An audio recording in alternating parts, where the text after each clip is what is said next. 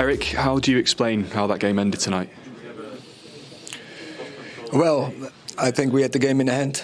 I think we were 2-0 up. We should have scored a 3 or 4-0 even. I think the game was totally on us. And then some unlucky moments with injuries. We had to make some subs with injuries, like Rafa in half-time. Also, Anthony Martial, we had to sub him because his first game after our first start. Anthony Dos Santos as well, and Bruno, because they were short for a second booking. So we had to make some subs. Then we lose control, unlucky moment. I think we switch off, and then another unlucky moment with Martinez, and then we are with 10, and then we conceded. We conceded 2 own goals, and that's, I say, bad luck. We have to deal with it. Of course, we have to learn. We have to kill the game, but still, everything is open for next game. Why do you think you lost control? The first 30 minutes, like you say, you could and maybe should have scored more goals than you did. I just explained why we lose when you don't get the third, and then you get some injuries. You lose the rhythm in the game. Is it just the injuries and the changing of the personnel, you think, that sort of lost that momentum? Yes, I think so. That the injuries lost, we lose the rhythm of the game. When I say, I think we played first half very good, a lot of belief. We scored 2 great goals with Hag Sabitzer. I think we could have scored even more. And then after half time, after we had to sub more, then we lose control of the game. How much of a concern is it, though, that those changes seem to lose and the rhythm and derail the team so much? I know we can do better also with those players. Last part of the game, we had to be more composed. So get benefit from our counter opportunities. We didn't. And then what I said, a little bit unlucky in the defending. Get 2 own goals, deflected shots. It's not a nice night. And also to finish with 10. The 2 injuries to Rafa and to Lisandro, how serious are they? Have you had a chance to talk to them? Yes, we have seen with Martinez drops out after a moment. There was no opponent involved, so it doesn't look that great. So we have to wait, but I can't say in this moment. And same as with Rafa. I didn't spoke Rafa after the game, but that is an injury. Complain over the last couple of weeks, so we have to see how it's now. For 85 minutes, you're in complete command of that game. Can you believe what happened in the end? It's difficult. I think we were not for 85 minutes in control, but I think zeer lang, I think we played quite well, especially first 30 minutes of the game. We scored 2 great goals. We had many more opportunities to score more. Also in counter attack, attacking transition, second half. The ball on the barrier from Anthony Dos Santos, but also other opportunities. And then in the end, it was not our day. We had some bad luck with injuries, dropout of Rafa Varane in the half-time, dropout of Martinez, and then we were with 10. And I think also, we had to make some substitutes, like Anthony Martial, first start after a long time. So we had to sub him after 60 minutes, and also Bruno and Anthony, they were both booked. So we had to sub him because they were short for another booking. So that's not the way we want to control the game and how we want to manage the game.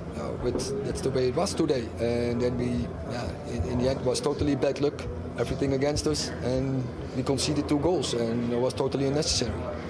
Obviously, fans will have been concerned about Lisandro Martinez getting carried off. He looked in distress. Is there anything you can tell us about him or Varane? No, in this moment, difficult.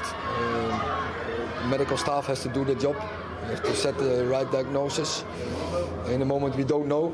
But the way Martinez came off was not the best, of course. This is the 50th game of the season. Are injuries biting because of the sheer volume of football we're playing? Yeah, it's we know that we have a lot of games to deal with, but therefore we have a squad and we have squad depth. And I think till now we went very well. Today was not our best day, but yeah, we have to bounce back and make sure Sunday that we have the energy and focus when we go to Forest, because we know what we're going on there. They are fighting for their lives and we want to be in the top 4. So then you have to give the best performance and you need the best team performance. Thanks a lot, Erik. Cheers. You're welcome. Thank you. See you later. Well, a mixture of bad luck, substitutions and injuries are what Erik Ten Hag blames for that second-half capitulation from Manchester United and them throwing away that 2-0 lead, Paul. So going into the second leg in Seville next week then, when you look at the players that are going to be available and who's likely to start, does it worry you? I think it'll be Lindelof and Maguire. That worries me slightly just because they haven't played games. I think they'll get through it. I think they'll be fine. Centre-half is a position where you can tend to get through it. I think forward-wise will be OK. Fernandes will be a miss, but you have to remember Eriksen's just on his way back, so that's him definitely starting. That's the creativity in there. I think they can score goals there. I think if Martial's fit and ready to go. Anthony, I thought, was lively again tonight. I think they can still go there and win, but you have to respect Sevilla for what they've done in European competition. So I'd say at this point it's a 50-50 game. 6-time winners of this competition, Sevilla. It sets it up for a good second leg, doesn't it? Yeah, it does. Sevilla played better the second half, but I think Manchester United will go there and I think they'll win. Obviously, there's some injuries and personnel issues, but the players will step up. I think I like Erik Ten Hag there. He's not worried. He thinks players will step up. And I think they will. This Sevilla side isn't as good as Manchester United, and I think Man United will go through. Marcel, how did that slip away tonight? Yeah, have problems finding the right words. It's like a roller coaster game. Playing a good first half, had good chances, and we had to finish the game off. And at the end it's a draw, and that's not what we wanted. We have to go to Sevilla and get it done there. As you say, the game started so well, the first half hour in particular, lots of chances, you scored twice. What changed? Percent less, you can give the game away. So I think the last minutes were a bit strange. One man down, we had to get the result done, but as I said, 2 stupid goals, and that's not what we wanted. Is that more frustrating, the fact that it's self-inflicted, the goals that you conceded? Yeah, very frustrated. You cannot concede like this. That's not focused until the end, and when you're 2-0 up at home, you have to get it done. A dramatic finish at Old Trafford. Then I guess the question that I'm going to ask you, Chris Sutton, is how on earth did that happen? I think Erik Ten Hag will be scratching his head, and the Manchester United players, would have been sitting in that dressing room thinking, we have let a massive opportunity slip. They started so well, didn't they? I thought they slackened off in the second half, and then the big injuries key injuries to Martinez and Varane, and then Bruno getting the yellow card. They've got a lot of work to do against a bang average Seville team. Yeah, well, you said they started well, and they certainly did. Marcel Sabitzer, I mean, what a game he was seeming to have. 2 goals in the space of 7 minutes. And this was where it all looked like it was all on Manchester United's side. They played well. They played well, Resh. I think Martial, for his first start in a while, looked really, really sharp. Anthony had some really good touches the first 20 minutes, half an hour, but it was Marcel Sabitzer. He put in a real performance. The version that it looks as though they've got, it looks like when he played for Salzburg, he was a 1 and 2 man. He was really on top form. Then he made the move to Leipzig, played a little bit deeper as a number 8. He still had 1 and 4. The Bayern move never quite sort of materialised and worked out for him. There was too much competition. Kimmich and Leon Goretzka and Thomas Muller was a 10, so he couldn't get too much game time. But since he's come in at Man United, he's looked fit, he's looked sharp. Martial with a through ball. And this is what he does. He can play as a number 10, he can play as a number 8. He's great when he's running forward. He can smell sort of an area to run into. The way to pass from Martial is right on the money. Then in front of the goal, he's very sharp. And at that point in the game, and probably for a good 20, 30 minutes after, United must have thought the way the game was going, they could score 6. Yeah. They were absolutely dominant. They were on fire. Yeah, and Erik ten Hag did allude to that, actually, that they could have scored so many more goals. It didn't happen in that way because in that second half, 84 minutes, Tyrell Malacia conceded this own goal. I mean, and actually ironic that it was from a shot from Jesus Navas, the former City man. Yeah. But irony aside, I mean, it shouldn't be happening. It's really poor defending. He's unaware of Navas in behind him, doesn't see him. But, if there's any doubt, 1% doubt, he just has to deal with that and clear the ball, hook it behind for a corner, whatever. But you can't let that ball run in behind you because, that's the possible danger. And they get a bit unlucky. It comes off Malacia and then De Gea, and you're thinking, well, can Manchester United just hold on then with 10 men? Yeah, and exactly, and this is it, because they did go down to 10 men. They'd made all their subs by this point, and Lisandro Martinez, no one around him, goes to ground, and it looks like a terrible injury. I mean, Erik ten Hag has not been able to confirm how bad it actually is, but as a former player, Don, I mean, you've got to be concerned about that. Absolutely. I've been there myself. You try to twist on a turf, and I'd done my ACL. Straight away grabs, I'm guessing, the back of the Achilles or the calf. You can see his teammates carrying him off. That's put Man United down to 10 men, and it puts a different feel, I think, in the stadium. I mean, Harry Maguire is so unlucky. The header from El Nesyri's going like literally 20 yards wide, and Maguire's trying to get out of the way. And when you're not playing well, when you're out of form, when you can't catch a break, those are the things that can happen. Maguire's tough enough and brave enough to try and brush it off. But I think the context of the game, I mean, there was 83 minutes left on the clock, and United were winning 2-0 in goals in the last 7 minutes of the game going into injury time. So when Erik ten Hag's saying, they lost control, I never really thought Man United lost control of that game. They lost it for like a split second, but the context is you concede 2 own goals. Yeah. The performance, I think, when you look back and the emotion gets taken out of it, and the analysis team look at that performance tomorrow morning, they analyse how the game went. They've got to take loads of confidence going to Spain, thinking they can beat them, because they should have been well clear. But they dropped off in the second half, and I think that will be the disappointment. And then, Malacia making that mistake, really, really poor. It's the injury stress, isn't it? Yeah, so while Ten Hag will say, well, we're unlucky with the nature of the last goal, Malacia's, error was really poor.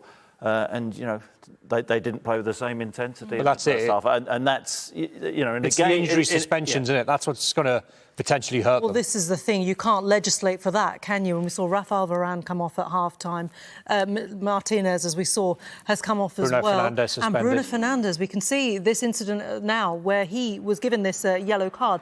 And I mean, it seems so soft, doesn't it? It's never a yellow card. It's a scandal. It really is scandalous. I mean, how far away is he from the initial shot? I mean, is a yard away, and the ball just smashes him on the elbow. I mean, how can you get out of the way of that? That's ridiculous. And of course, they'll really miss him because he's such an influential player. I mean, Bruno Fernandes, likes a moan.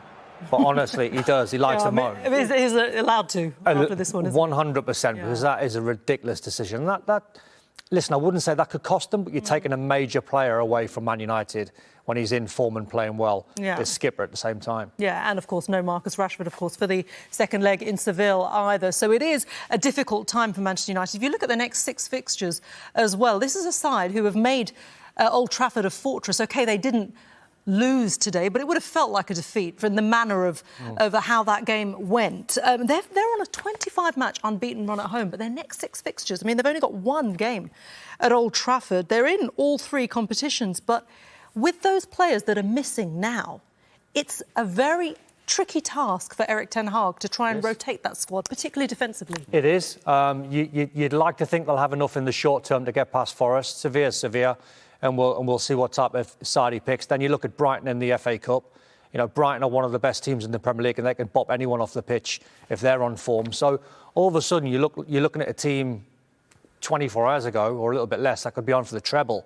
Now you think, top 4's on. They've got 1 trophy in the bag. They're still fighting on some good fronts. It's deflating when you see the suspensions, but more so the injuries. It's the main centre-half pairing being out, which is going to be their biggest dilemma. But I mean, they've still had a good season. It's just they need to finish the season strongly, and they have sort of dropped away, I think, in terms of their level of performance. But on tonight, they should have walloped Sevilla, who aren't a good team this season. A very average Seville side this season as well. We've got a new manager in as well. But the Sánchez-Pizjuán is a very, very passionate stadium to go to. United will be very well aware of that. Can they get the job done, though, now, with the players that are out? I think there's less of a chance now, but I think with Seville's form this season, then United will still go there with plenty of confidence. And if they play at the level which they're capable of, I suspect Ten Hag will fancy his team. I think you draw on the performances in this competition. You draw on the performance against Barca.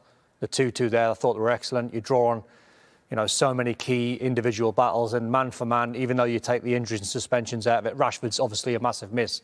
Man United are still a better side than Sevilla. OK.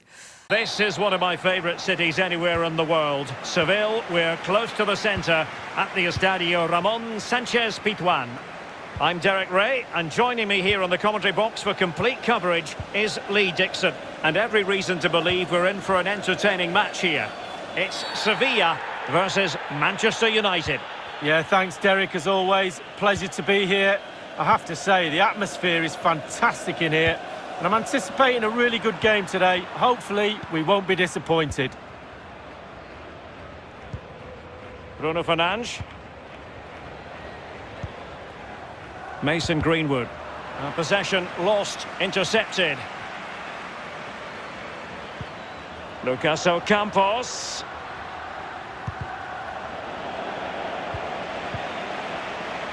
Well, they no longer have the ball.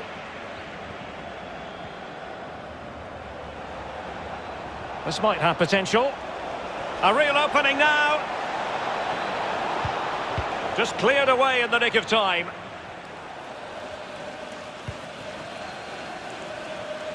Promising looking attack. Ocampos. Cross towards that far post. Not to be this time. Well, there are many who regard Bruno Fernandes as the complete footballer. Lee, what do you think we'll see from him today? Well, virtually everything. Quick feet, quick mind, sees the pass before anybody else. And a blunder by the keeper. And the keeper nowhere to be found, not that he's complaining.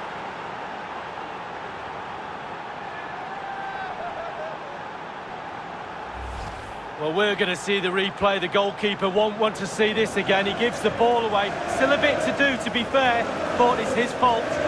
Slightly different vantage point in terms of the goal that was scored.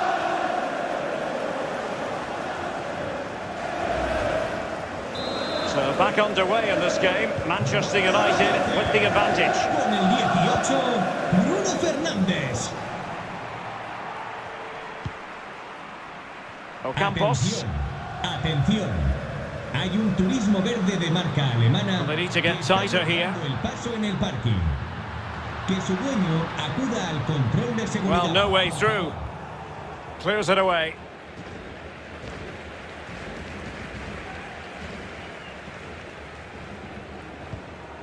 Ivan Rakitic. Here's Fernando. Youssef En-Nesyri. What can they do from here? Well, they continue their push.